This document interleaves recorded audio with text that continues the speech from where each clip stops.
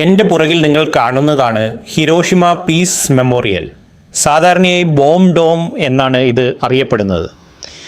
1945 August 6 രാവിലെ 8:15 ലോകത്തിലെ ആദ്യത്തെ ആണവ ബോംബ് ഇവിടെ പൊട്ടിത്തെറിച്ചു.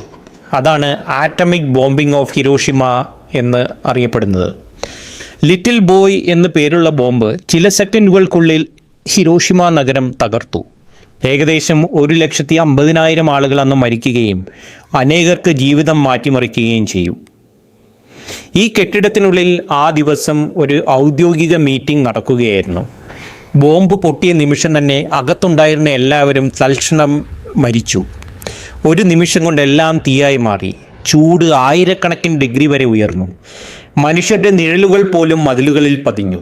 ഒരു നഗരം പൂർണ്ണമായും മായ്ച്ചു കളഞ്ഞ അതിക്രൂരത. ആ ഭീകരതയിൽ പോലും ഈ കെട്ടിടം ഭാഗികമായി നിലനിന്നു. ഇന്ന് ഇത് സമാധാനത്തിൻ്റെ ഓർമ്മയുടെ ഒരു ശക്തമായ പ്രതീകമാണ്. ഇവിടെ നിൽക്കുമ്പോൾ ഒരേ ഒരു സന്ദേശം: യുദ്ധം ഒരിക്കലും പരിഹാരമല്ല, സമാധാനമാണ് നമുക്ക് വേണ്ടത്.